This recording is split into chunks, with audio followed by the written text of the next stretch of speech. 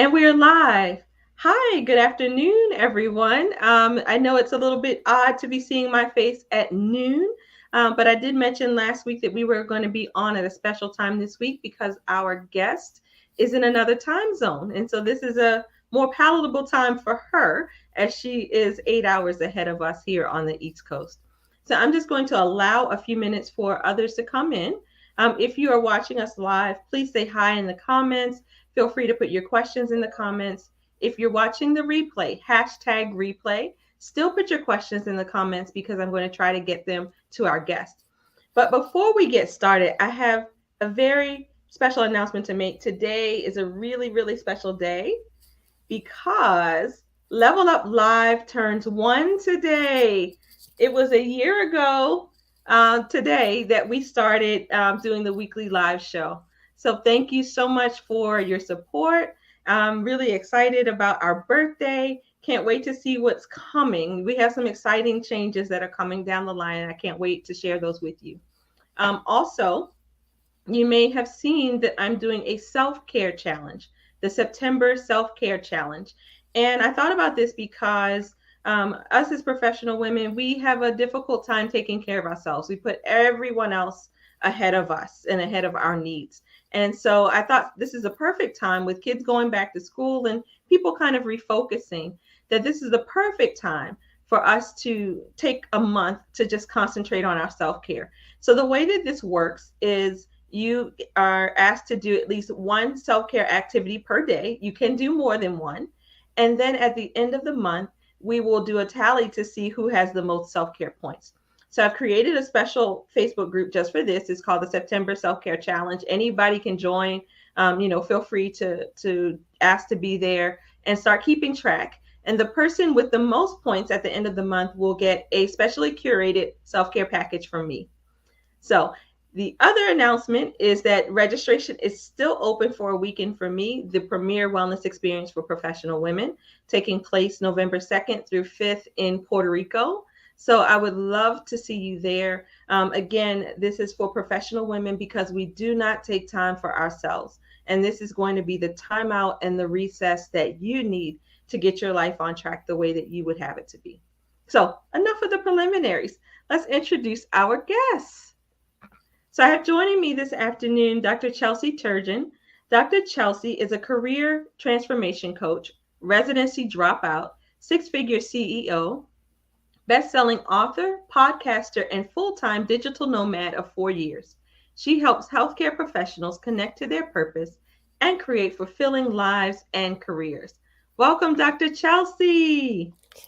Thank you so much for having me. And I also want to say congratulations to you for the birthday, for being Thank able to put you. something like this out there every week for a year. That's like what an incredible accomplishment of like consistency and growth. And I just want to commend you Well, for that. thank That's you so incredible. much. And thank you for joining us. Now tell us, where are you joining us from?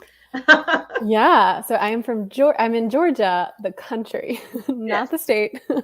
So I'm in Central Asia, like in the Caucasus Mountains, kind of probably closer to Russia than most people would feel comfortable being right now. But yeah, that's where I am.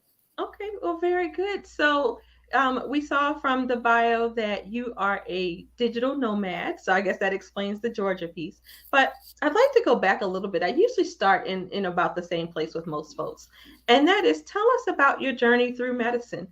Did you always want to be a physician? Did you always know what kind of physician? Talk to us a little bit about that process. Yes. So for me, the through line was not like medicine or being a physician. The thing that was always there for me was psychology.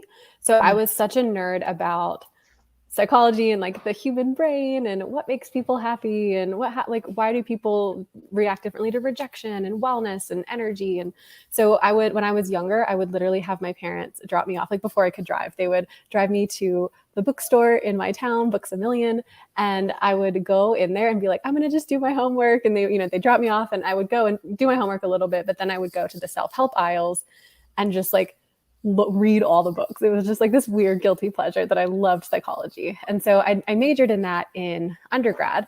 And within that, I was like, okay, so in my mind, there was two main pathways that I could take. And one pathway was there's obviously a zillion pathways you can take, but like as we're going through, like Sure, we have sure. a pretty like narrow tunnel vision. And so at that time I was like, okay, there's two main options. I can go to grad school and become like a clinical psychologist, therapist kind of thing, or I can go to medical school and become a psychiatrist. And I would present those two options to people and be like, this is what I'm thinking about. And without fail, every time I presented the option of I'm going to go to med school, I would be met with this like, like, just like this Yes. overall, Yes. we're so impressed. Wow, you must be so smart. What a prestigious choice. Oh, like just all of that. And so it's like looking back now, I can see that that sort of positive validation really influenced my decision to go into medical school. Okay. At the time, I wouldn't have thought that I was so influenced by other people, but like really, I do think that was a huge factor. And so I ended up going to med school with that sort of in mind. So you didn't actually have this dream of being a doctor. You had this dream of helping people with their minds. Yeah. Okay. All right. Yeah. And so now you go to medical school, you graduate from medical school, then what? Because this is a whole twist because this I just learned this part about you today. So tell me how we Yeah. get from psychiatry to where we ended up. Yeah. So then there's a whole plot twist that I just like to throw at you to keep you on your toes, So for me, it was, I'm going through med school and the idea is psychiatry. But as I'm going through, I think psych neuro was my first rotation. So like the first time I'm going into the hospital on third year, that's what I was doing. And immediately I was like, no, this is a hard no for me. Like I cannot see myself doing this. There was many reasons, but among them was just sort of the patient demographic and patient population and the way the doctor-patient relationship tends to be in psychiatry, which is less collaborative and it's a little bit more patronizing and a little more like, I don't believe anything they say, so I'm just gonna write. There's just like not as much of a real dialogue, and it makes sense because of the patients they treat, but it just was not what I wanted at all. And I really felt like just like my soul was dying and anything in relation to psychiatry. And so then my next rotation was, oh yeah, go ahead. No, I was going to say, I have to imagine that's pretty difficult because you go in with this idea and then you do the thing you think that you've been preparing to do for many years. And you're like, yeah, no, this is definitely not it. So it had to, I would imagine, thrown you into a little bit of a tailspin. Yeah. And I'm wondering why it didn't throw me more. I think there was a part of me that was starting to know even before the third year rotation. I was starting to like wonder if psychiatry was, because I was working in the med student clinic for psychiatry even before then. So like in first and second year, I was working in the clinic. And I think I remember even then having a, like, just kind of starting to wonder, like, I don't know if this is really exactly what I want. Yeah. Okay, so psychiatry isn't it? So what is at that time? Take us through. Yeah. So then I go, yeah. So then I end up choosing OBGYN. And it was because it was the specialty I hated the least out of all of them. So the other ones, I don't know, OBGYN just, I know it's not a good reason, but that's just what it was. It just had sort of the most energy from my perspective. Like all of the other rotations, there was just like a lot of talking and a lot of just, I was just bored. And then you get to OBGYN and there's a lot of things happening and Always babies come at any minute. right? And there was just a lot going on. Yeah. Yeah. And so there was just like a lot of energy. And I think the patients were well, and they're more, like the problems were easily solvable. There was just a lot of things that sort of appealed to me surface level about OBGYN. And so I decided to go into that really like process of elimination though, because it was like, okay, this is the one I feel like I can stand, not because I felt like I had this huge passion for like women's health or, babies or anything like that. Sure. Okay. So now we're in residency. You choose OBGYN. And then what happens? Because I read in the bio that you're a residency dropout. So how did that happen? Yeah. And so it's during the end of my time in med school. Like, so I've already applied for residency and I'm already like really going through the motions of like the match and graduation and all of that. But it's sort of during that time period, I start to have a bit of a like spiritual awakening type of a thing where I'm starting to learn about meditation and I'm starting to listen to certain podcasts about spirituality and I'm reading books and I'm just starting to learn and uncover more things about myself and about the world. And I'm starting to like awaken this passion for traveling and for hiking. And I just start kind of developing these hobbies that I never really had throughout my medical training because I was very like in the books, one dimensional, I'm not going to do anything other than the straight and narrow path. But, fourth year, you have a little bit more time. So I'm just like starting to step into this other world and my perspective starts to shift a little bit. And I start to just like wonder, like, is this really what I want to be doing? So it's already like the seeds of doubt have already been planted at the end of fourth year. And I remember the whole time, like, the time period from graduation of med school to starting residency, I had this like really sinking feeling that whole time. Like I was just on this conveyor belt that was like head towards a trash compactor and there was no way out. And it's like I just felt like I keep leaning back to try to like delay it coming and it's just coming. And it was just like, and I was like, oh, I'm just scared because it's new and it's hard and, and all of that. And so, I go into it anyways. And I really like, put my all into it. And already during the first year, intern year, I'm having these doubts in the sense of like, I don't think I like this. Like, I don't want to do this. I don't want to like, I mean, it's not easy to go through residency. You have to like give 125% of yourself. And you do. If your heart is not fully in it, it's harder to even to go that extra mile to read about things outside of work and to really just like dedicate yourself in the way that you need to be a safe and like good doctor. And I just didn't have any of that. Like I was like, I don't really want to be here and it's taking so much of me and I don't even want to give it. I don't even want to give bare minimum to this job. And so there's just like this whole turmoil happening. But then I didn't want to leave because it was new or because I wasn't good at it yet or because like I didn't want to look back and have any regret. And so I was like, I'm going to just get really good. I'm going to dedicate as much as I can to it. And then at the end of intern year, I'm going to like, assess again. And so I do that. Like I really like give everything I can. And I get to a place where it's like, I know the lay of the land in the hospital. I know how to like get orders. I'm efficient. I'm getting good feedback from attendings. Obviously I'm still an intern, so I'm not like phenomenal, but I'm like, I'm there. I'm getting there. Your own. And I remember at the end of, yeah. So I'm at the end of my labor and delivery rotation. And I'm getting feedback from this one attending who like was always just like really kind and supportive to me. And sort of helped me through when I was having a hard time. And I remember her being like, wow, like you've made so much progress, you've grown so much. And, she's like giving me this really heartfelt feedback. And I'm sitting there like, this means nothing to me. Like, I don't care at all. and it just there was just this emptiness around the whole thing. It's just like something within me that was like, this is not your work. This is not where you need to be spending time. And so I just like continued on into second year because it's just hard to listen to that voice, right? Like I think a lot of us feel that nagging, like small voice inside of us that says, it's not this or maybe this. And like we kind of have those little whispers and it's hard to listen. And so I didn't. And I plowed on into second year and just that's when it really started to go downhill because second year was just a lot more hours intensive. I was doing 24-hour shifts. I was doing like it's just a lot. It requires a lot more of you. Our intern year was a little bit more easygoing for our program.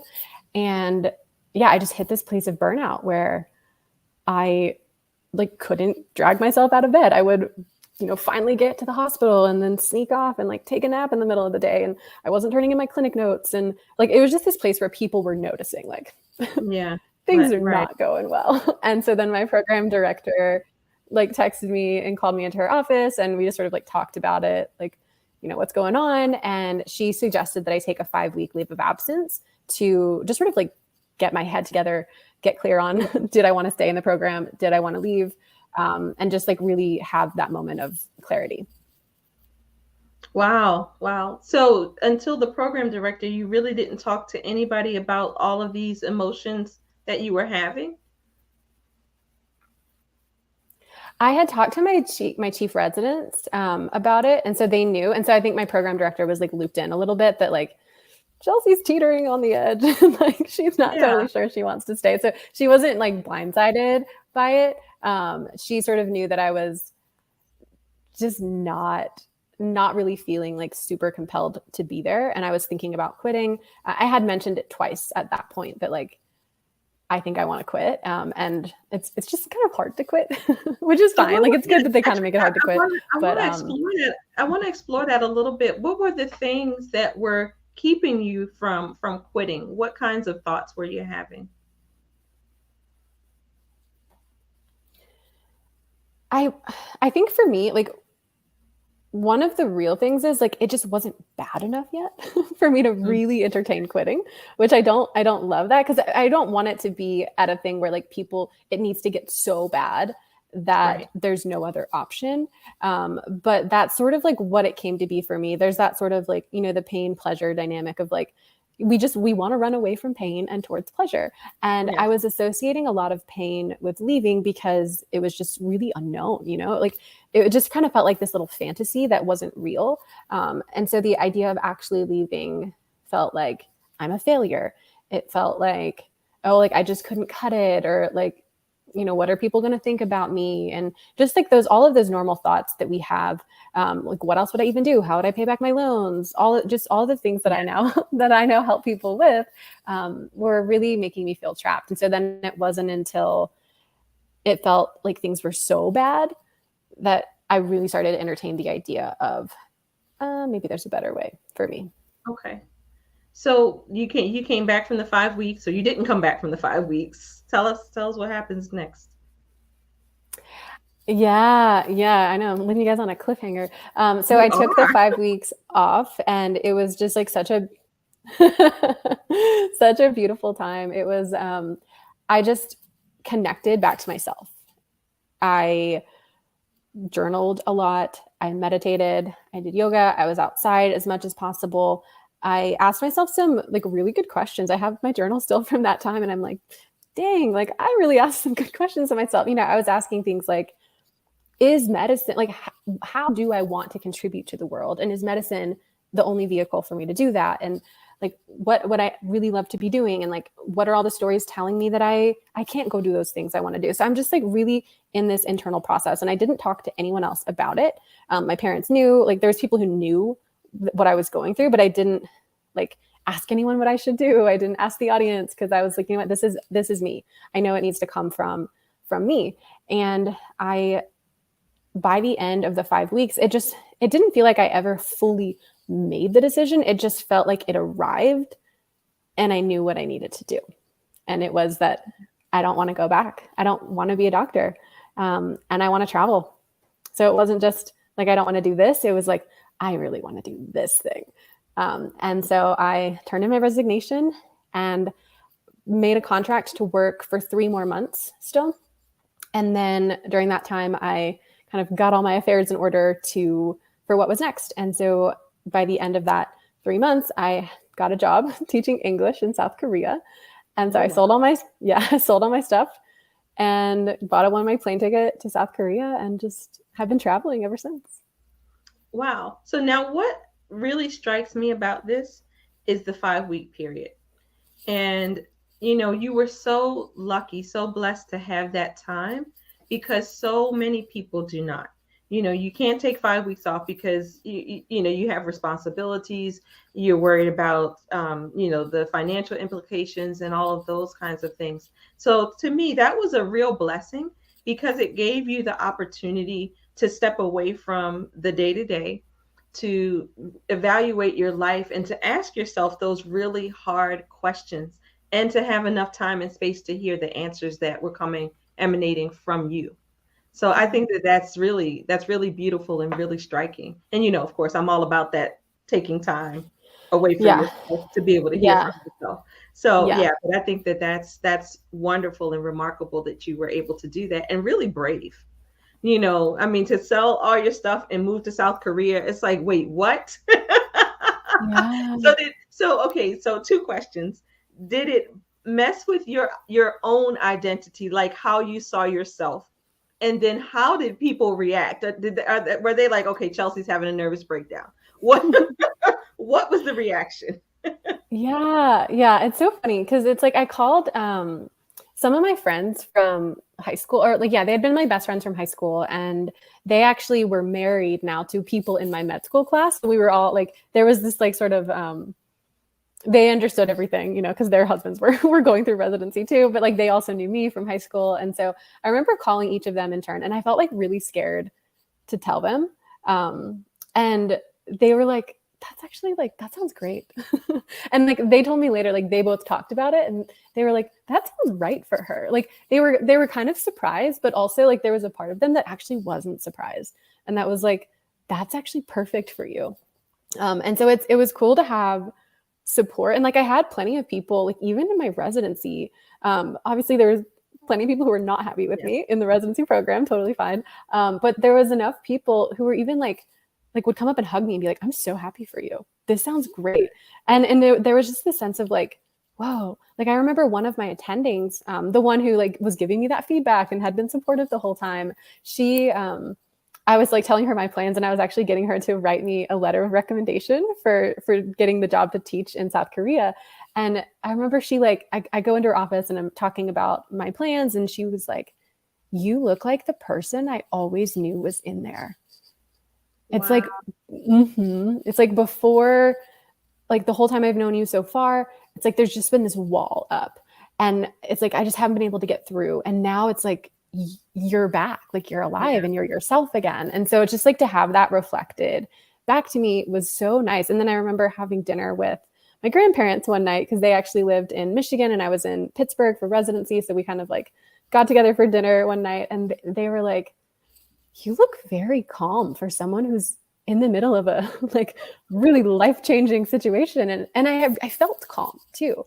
And so I think like on the outside you look at it and on paper it looks like WTF, like what is this person thinking? But then Right. anyone who was like interacting with me, they're like, something has changed, like this Yeah. is right, like this, I don't know what it is, but like there's something really right about this. Yeah, And you so found you. You found you, yeah, like your joy, your peace, you became, right? yeah, You stepped into the fullness of who you are and who you were meant to be. And that's the thing, when we get caught up in doing what people expect us to do, and maybe even sometimes what we expect us to do instead of listening, our insides are smarter than we think or than we know, right? Your soul and your spirit, it knows where you're supposed to be and what you're supposed to be doing. So I'm really happy for you. So tell us, okay, South yeah. Korea, now what? Because I know that you're all over the world because I follow you. Yeah, yeah, yeah, yeah. And so it was this journey. So when I like made the decision to leave, it was like I never really knew exactly what it was going to look like. But the things that I knew were like, it's like I wanted to expand myself. I wanted to grow. I wanted to see the world, and I didn't even really know what that meant. And I wanted to really dive into my passions of like personal growth and psychology. And so I ended up in writing. I've like always loved writing, and so I just wanted to like just do my creativity and do my personal growth and like just like live in my actual passions. And so then I signed up for a life coaching certification. I started a blog, and so those were sort of the two threads I was really following during that time. So I was writing in my blog every week. I was doing my coaching certification. I started like coaching anyone and everyone who would let me talk to them. And it was pretty immediate that I was like, this is amazing. Like, if I could get paid to do this, like, I feel so alive in these moments, really deeply connecting with people, helping them become who they want to be. I just felt this deep aliveness in that process. And so then like basically during that first year, it was pretty solidified that like I want to do something with coaching, and I really like want to incorporate writing somehow into it. And so just like as pursuing those two passions, it started leading to first a life coaching business, then a career coaching business when people started asking me about like my own career Yeah. stuff and career advice, and then career coaching for healthcare professionals specifically, which was happened sort of at the end of the first year of the pandemic when they were all burnt out and coming to me about like, how did you get out? Like, how did you do this? And so just there was this like very natural evolution of the business itself, into what it is today, and into like, it was just sort of me like following each next step, each next Yeah. passion, each next, paying attention to all of the signals and the synchronicities and the little voice inside of me and all of that. And so it's just like now I'm running this beautiful business and it's supporting me and I'm getting to travel wherever I want and just having this life that feels kind of unreal in a lot of ways. So now, okay. So I'm going to play devil's advocate for a minute, right? Because I know that there's some people who are like, okay, that's great for Chelsea, but she must have had a trust fund somewhere or something. Like, how was she able to actually walk away from residency and, teach English and like live a life and travel all over the world? Like, what about the loans? How did you make this happen? Yeah, loans are not a big deal. I think we make such a big deal about loans. And I think I think of them differently than a lot of people. I still have them. Like their loans are going to be due again. They like interest started this month and they're going to be due in October. And so I remember being like, ooh, like just recently getting an email of like, oh gosh, okay, I gotta like start those payments again. And I log in and it's like the payment due is $200. Fine, whatever. Like it's just to me, I'm not worried about paying them off. I'm not gonna like my initial thought was I'll pay them off $1 at a time. But really the way I'm going now financially is I'm going to be totally fine paying them off, probably better off than I ever would have if I was being a doctor. And so it's just like really not a big deal. But to me, loans were never going to be the thing. Like I remember doing some research and being like, what happens if you die and you haven't paid back your loans? And it's nothing. It's nothing. Nothing happens. Okay. So like, yes, obviously we don't want to be paying our loans back until we die, but you could do income-based repayments until you die. And like, wouldn't it be better to actually live the life instead of to pay the loans instead for of the being life? kind of a slave to the financial. Yeah.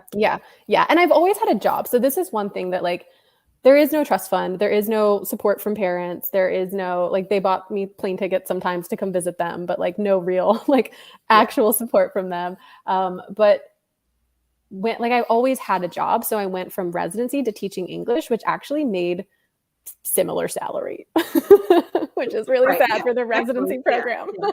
But like all my accommodations were provided for. And then like, at the end of the day, sort of take home wise, pretty similar to residency. And then I was teaching English online and then I was building my business. So it's like and I was also living in countries where the cost of living is less than the US. And I don't have like car expenses. There's certain expenses I don't have. And so people think travel is more expensive. Vacations are expensive. Travel as a lifestyle does not have to be expensive. I'm sure that my daily expenses are less than people living in the US. Even like single people living in a like low cost place in the US, I think my expenses are going to be less. So I think it's just sort of like perceptions versus reality of it. And it is a doable lifestyle. I didn't have like, obviously I have privilege, just by virtue of like being at like living in the US and all of those things. So there are privileges I have. I don't want to deny that. But as far as like having extraordinary amounts of wealth in my family or in a circumstance that no one else could possibly relate to, that's not true. Wow. So now you're all over the place. Like I said, I follow you. I know you're here and there and everywhere. And sometimes I play a little game where I look at the pictures and I say, okay, where's Chelsea? And see if I can figure it out. And I actually did when you were in Croatia, I think, because I'd been there. And I said, that really looks a lot like Croatia. But anyway, you go to these places. Do you know people? How do you form community? How do you take care of that part, that need? Oh, that's such a good question because it is such a need. And it's so funny because it like when I first started traveling, it wasn't as much of a need right away because there was just so much newness to it. And it's like I would make new friends and we'd hang out and travel together for a week or two and then go our separate ways and keep in touch on Instagram, but not real community. And so then it was about a year or two into like full-time travel that I was like, I need to really be intentional about this, don't I? I need to really start thinking about it. So I did join a travel community called Wi-Fi Tribe, which is a group of other digital nomads. And so I go and like do like month-long experiences where I'm living and working with other people and then, make connections that way. And then I also have done Nomad Cruise, which is it's a cruise with 300 other digital nomads. And I'm about to do another one of those where we go from, it's an amazing experience. So this is a subculture then. There's a whole group of you guys. Oh yeah. Yes. Yeah, it's a whole subculture. It's amazing. I really do feel like I do have to be intentional about it. And there's a lot of community to be had. That's awesome. That's really beautiful and special and different. So very different. So now tell us, what's the long range plan? I mean, right now it's been 4 years. So is the plan to just go where the wind blows? What are your, do you have longer range goals, I guess? Yeah. So I don't know if I would think of them as goals. I think when I envision my longer term life, I do think like some level of stability feels nice, whether that looks like actually having a physical apartment somewhere or having just like a place where I frequent and go back to like every fall. I, spend 3 months here. So I don't know exactly what it's going to look like. Yeah, I'm really not sure, but I definitely see like I'm just gonna keep listening to what feels really aligned and what feels most expansive. But yeah, I do imagine myself having like one or two places somewhere in the world where I spend larger amounts of time. Okay. So tell us about your coaching business. Because I know you're a digital nomad, so you're able to coach from anywhere. But what kind of services are you providing? Maybe give us a case report on one of your clients. Yes. So yeah. So the work I do is so special. So I'm a career transformation coach. So it's not just sort of the typical career coach where I'm helping with like LinkedIn or resumes. I'm really helping you create this entirely different experience and approach towards your career. And so my goal is to take people from this place of feeling burnt out, resentful, drained, just like you're giving so much of yourself, you're that empty shell, like that kind of like this career is taking so much out of me, and it's not giving Yeah. anything in return. So from that place of empty to this place of like connected to your purpose, living a life that's aligned with your values, feeling fulfilled, feeling like you're really doing the thing you're meant to be doing and like you're living at your edges. And so it's really just that whole process of transformation that I take people through. And there's different journeys we go on. We go from just connecting to your purpose and like getting clarity on what you want to do. That's pathway to purpose. And then we go into authentic career alignment, which is the work of actually doing the thing, actually getting out there and, starting the blog and writing in it, or, building the app, or just doing that thing that's really been on your heart for a while. And so really taking you from that place of like, I don't know what I want to do, but it's not this, to Okay. this is what I want to do and I'm doing it, and it's scary, but I know how to work through fear, and here we are. And it's just like it's so fun to watch the transformations that people go through. I just worked with in my group program, I just worked with this resident who was family medicine, really burnt out, just like really struggling, and like not sure if he wanted to totally finish residency, and in his third year, and he went through the program and had just like two really big aha moments. One where he was having to give this talk for like a grand rounds or something like that, and they didn't give him any like specifications Parameters. on what he should do it on. So he was like, you know what? I'm going to talk about what I want to. So he just like told his own story of burnout, and he talked about burnout, and he just like spoke from the heart. And he had such an incredible experience speaking and being on stage and talking about something that mattered to him. And then he remembered that he also liked writing. And so then he found this blog post he had written like a year ago that he never did anything with. He's like, I'm gonna make a blog. So he created what's called a Substack, which is sort of like a blog, like almost like before when we had Zynga. It's kind of like just like a platform online where you can create your own thing and like publish a blog. And so he did that. And then now he's like writing in it every week, and like he's just looks so alive, and he's so passionate, and he's just like on his way to starting to do that thing he really wants to do. And so it's just like it's so fun to watch. So that's incredible. So you're helping people to find themselves and Yeah, find their bliss and exactly. find their joy. Now, the people that you work with, do they often stay in medicine? I would say about 40% stay and about 60% do something different. And when they're staying like they're rearranging a lot. So they're, going into like a primary care, like direct primary care model or like a telemedicine model, or, they're really finding a way to do it on their own terms, in a way that really works for them. And that's really the point, right? To be able to live your life on your terms. So pardon Yeah. my cough. I have No, you're okay. some dust or something. But tell us, if we're interested in working with you, where can we find you?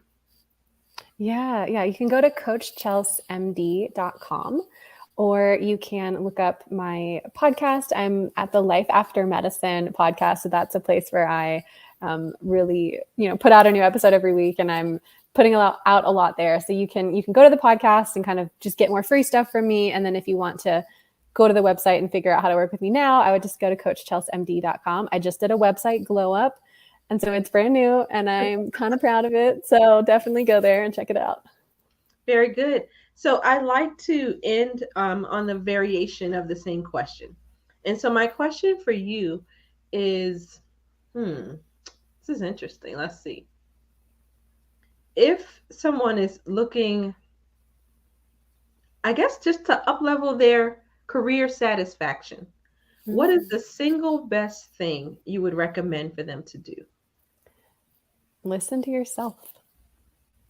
Connect back to yourself, right? Like, like you said, tune out all the noise, all the static, all the shoulds, all the expectations, and just come back to you, the wisdom of your body, the wisdom of your heart. You already know, like, what you're supposed to be doing. Yeah. Well, that's awesome. Thank you so much, Chelsea. I forget that we're kindred spirits, really. So much. I am not the digital nomad type, but we're kindred spirits in that the whole psychology piece. I've forgotten that we had these things in common. The psychology piece, the OBGYN piece, the, I got to do something different piece. Yeah. So I could talk to you all day, but this is how it goes. You're in Georgia. It's getting close to bedtime. I'm here in the US. It's the middle of the day. But thank you so much for coming on. Thank you for being a part of this special episode, our 1 year anniversary. Yay! And so in honor of our anniversary, I'm going to actually be airing some older episodes of Level Up Live every night this week at 6:30 p.m. So this episode will air again at 6:30 p.m. But also I'm going to be airing some of the older episodes just to, help people to reminisce over the last year, help me to reminisce and be happy. And again, registration is open for a weekend for me. Chelsea and I talked a lot about the importance of taking time away to hear from yourself. And that's really what a weekend for me is about. So please, if you are someone who hasn't really had a lot of time to think about what you want your life to look like, let Chelsea's life be an example that you can really create a life that you love, no matter what your circumstances. We tell ourselves that we can't have certain things for whatever reason. We have these limiting beliefs. But, she is living, breathing proof that you can do whatever you want. You can walk away from something that's kind of hard to walk away from, really, in a lot of ways. So a weekend for me could be that catalyst for you. Information is available at www.aweekendforme.com. It's November 2nd through 5th in Puerto Rico. Early bird pricing will be available until the 11th. So please, if you're thinking about it, just go to the website, do this for yourself. You will not regret it. So thanks again, Chelsea. Good talking with you as always. And I will see you all next week. Take care.